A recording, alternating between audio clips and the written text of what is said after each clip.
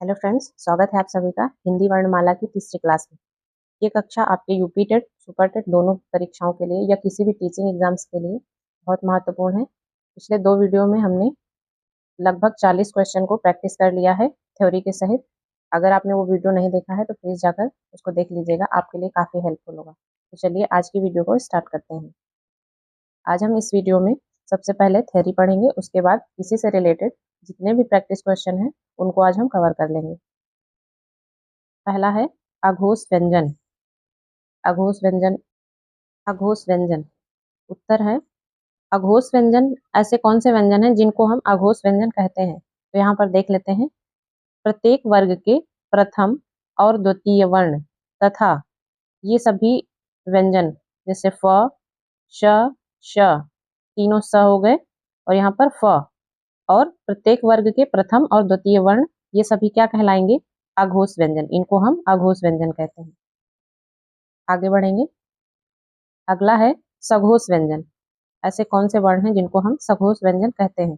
तो प्रत्येक वर्ग के तृतीय, चतुर्थ और पंचम वर्ण। अघोष में था प्रथम और द्वितीय, और सघोष में है तृतीय, चतुर्थ और पंचम वर्ण तथा ये सभी व्यंजन एवं सभी स्वर सघोष होते हैं। यहाँ पर क्या क्या ध्यान रखना है? प्रत्येक वर्ग के तृतीय, चतुर्थ और पंचम वर्ण तथा ड, ढ, ज, य, र, ल, व और ह उसके अलावा सभी स्वर ये क्या होते हैं? सघोष होते हैं। आगे बढ़ेंगे। अगला है अल्प प्राण व्यंजन। इसमें है प्रत्येक वर्ग के प्रथम, तृतीय तथा पंचम वर्ण। प्रथम, तृतीय तथा पंचम वर्ण, उसके अलावा अंतस्थ व्यंजन, जितने भी अंतस्थ व्यंजन होते हैं उनको हम क्या कहते हैं? अल्प प्राण व्यंजन। उसके बाद महाप्राण व्यंजन। महाप्राण व्यंजन किसको कहते हैं? प्रत्येक वर्ग के द्वितीय व चतुर्थ वर्ण तथा ऊष्म व्यंजन। यहाँ पर दोनों में डिफरेंस देखते हैं अल्प प्राण और महाप्राण में। अल्प प्राण में क्या है? प्रत्येक वर्ग के प्रथम और तृतीय तथा पंचम वर्ण, और महाप्राण में द्वितीय और चतुर्थ वर्ण। और अल्प प्राण में अंतस्थ व्यंजन को रखा गया है तथा महाप्राण में ऊष्म व्यंजन। तीनों श और ह इनको हम क्या कहाँ रखते हैं? महाप्राण व्यंजन में। अगला है नासिक व्यंजन। नासिक के व्यंजन में किनको रखा गया है? तो क, च, ट, त, प वर्ग के पंचम वर्ण नासिक के व्यंजन कौन से कहलाते हैं? तो जो आपके वर्ग होते हैं क, च, ट, त, प वर्ग, इनके पंचम वर्ण। उसके बाद है कंठ वर्ण। तो इनमें रखा गया है अ, बड़ा अ और अह अनुस्वार अयोगवाह तथा क वर्ग और ह, इसको किसमें रखा गया है? कंठ वर्ण में। इसको याद रखेंगे, क वर्ग को और ह को रखा गया है उसके बाद अयोगवाह और दोनों अ। उसके बाद तालु वर्ण। तालु वर्ण में देख लेते हैं कौन कौन से व्यंजन है। तालु वर्ण में है च वर्ग और श और य, तालव्य श और य। उसके बाद है मूर्धन्य व्यंजन। इसमें ट वर्ग और श। उसके बाद है दंत व्यंजन, ये ता वर्ग को दंत व्यंजन कहते हैं। उसके बाद है ओष्ठ व्यंजन। इसमें प वर्ग को रखा गया है दंतोष्ठ व्यंजन में व। इम्पोर्टेंट है ये। दंतोष्ठ व्यंजन में किसको कहते हैं? व को। इसको उच्चारित करने में दंत और ओष्ठ दोनों का प्रयोग होता है, इसलिए इसको दंतोष्ठ व्यंजन कहते हैं। अब इससे रिलेटेड हम लोग क्वेश्चन को प्रैक्टिस करेंगे। पहला क्वेश्चन है, निम्नलिखित में अल्प प्राण व्यंजन कौन सा है? यहाँ पर बताना है कि अल्प प्राण व्यंजन कौन सा हो। ऑप्शन है क, ग, घ और ठ। तो यहाँ पर देख लेते हैं अल्प प्राण व्यंजन। यहाँ पर जो ऑप्शन नंबर बी है ग, इसको हम क्या कहेंगे? अल्प प्राण व्यंजन। आगे है अल्प प्राण ध्वनियों का समूह कौन सा है? अभी हमने वीडियो में देखा है पीछे अल्प प्राण व्यंजन ध्वनियां कौन सी होती हैं। तो यहाँ पर अल्प प्राण ध्वनियों का समूह ढूंढना है। पहला है क, ख, ग मतलब क वर्ग। उसके बाद है च वर्ग और अ। उसके बाद है त वर्ग उसके बाद ऑप्शन नंबर डी में है ट वर्ग। तो यहाँ पर जो ऑप्शन नंबर बी है च वर्ग और स्वर, ये क्या होते हैं? अल्प प्राण व्यंजन। उसके बाद कौन सी ध्वनि अल्प प्राण है? यहाँ पर भी अल्प प्राण व्यंजन बताना है। यहाँ पर पहला ऑप्शन है ख, बी में ध, उसके बाद थ और त। ये क वर्ग में आता है, ये त वर्ग में आता है, ये भी त वर्ग का है और ये भी त वर्ग। तो जो ऑप्शन नंबर डी है त, ये अल्प प्राण व्यंजन है। अगला क्वेश्चन है निम्न में से कौन सा वर्ण अघोष है? यहाँ पर अघोष वर्ण बताना है। यहाँ पर जो ऑप्शन नंबर ए है, ऑप्शन नंबर 1 क, ऑप्शन नंबर सॉरी यहाँ पर ऑप्शन का मिस्टेक हो गया है। ऑप्शन नंबर सी घ और बी में है ग और ऑप्शन नंबर डी में था ज। तो ऑप्शन नंबर यहाँ पर जो ऑप्शन नंबर ए है क, ये है अघोष वर्ण। ऑप्शन नंबर ए सही आंसर हो जाएगा।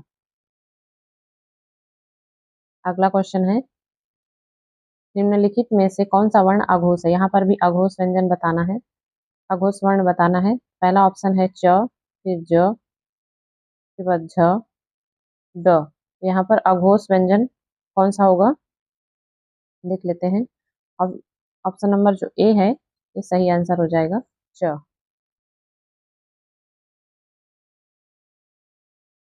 अगला क्वेश्चन है निम्न में से अघोष वर्ण कौन सा? यहाँ पर भी अघोष वर्ण बताना है।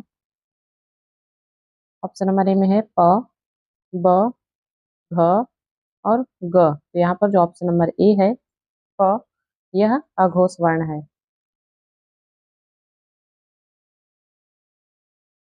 निम्नलिखित में से कौन सा वर्ण घोष है? कौन सा वर्ण घोष है? तो यहाँ पर घोष वर्ण बताना है। ऑप्शन नंबर ए में है प, ट, द और फ।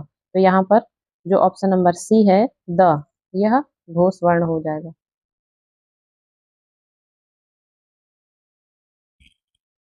अगला क्वेश्चन है कौन सा वर्ण घोष नहीं है? यहाँ पर जो वर्ण घोष नहीं है उसको बताना है। पहला है र, दूसरा है त, फिर ह और ड। तो यहाँ पर जो सही आंसर हो जाएगा ऑप्शन नंबर बी त, यह घोष नहीं है। अगला क्वेश्चन है निम्न में से कौन सा वर्ण निम्न में घोष वर्ण कौन सा? यहाँ पर भी घोष वर्ण बताना है। यहाँ पर जो ऑप्शन नंबर ए है यह घोष वर्ण है ज। अगला क्वेश्चन है सघोष वर्ण कौन सा है? यहाँ पर सघोष वर्ण बताना है। पहला है यहाँ पर जो पहला है प, फिर थ, ब और श। तो यहाँ पर सघोष वर्ण ऑप्शन नंबर सी ब, यह सघोष वर्ण हो जाएगा। अगला क्वेश्चन है काकल्य वर्ण कौन सा है? यहाँ पर काकल्य वर्ण बताना है। ऑप्शन नंबर सी है, इसको हम ह को काकल्य वर्ण कहते हैं। अगला क्वेश्चन है कौन से शब्द में र व्यंजन नहीं है? यहाँ पर र व्यंजन कौन सा नहीं है? मतलब किस शब्द में र व्यंजन का प्रयोग नहीं किया गया है? पहले ऑप्शन में है मात्र, मूर्धा, यहाँ पर भी र है, इसमें भी र व्यंजन का प्रयोग किया गया है। क्रम, इसमें भी र व्यंजन का प्रयोग किया गया है। ये मातृभूमि जो ऑप्शन नंबर डी है, यहाँ पर जो मात्र में त्र में जो र लगा हुआ ये री है जो कि स्वर है। इस प्रकार हमारा आंसर ऑप्शन नंबर डी सही हो जाएगा। अगला क्वेश्चन है हिंदी शब्दकोश में छ का क्रम किस वर्ण के बाद आता है? तो यहाँ पर छ का क्रम पूछा गया है कि किस वर्ण के बाद आता है। इसका आंसर हो जाएगा ऑप्शन नंबर ए क। हिंदी शब्दकोश में छ का क्रम क के बाद आता है। अगला क्वेश्चन है हिंदी शब्दकोश में सबसे पहले कौन शब्द आएगा? यहाँ पर देख लेते हैं। ऑप्शन नंबर ऋग्वेद, ऋक्ष, ऋणु, ऋण। तो यहाँ पर जो ऑप्शन नंबर बी है, यहाँ पर जो छ आपको दिख रहा है ये क के बाद आता है। इस प्रकार ऋच जो हो जाएगा ये सबसे सटीक जवाब हो जाएगा आपका आंसर ऑप्शन नंबर बी। अगला क्वेश्चन है, शब्दकोश में कौन सा शब्द सबसे पहले आएगा? तो यहाँ पर आंख, आग, आकर और आँच। तो यहाँ पर पहले आंख को देखेंगे तो यहाँ पर आंख के बाद ख आ रहा है, आंख के बाद ख, और यहाँ पर च आ रहा है, तो ये सबसे पहले आ जाएगा, इसका हमारा आंसर हो जाएगा ऑप्शन नंबर ए।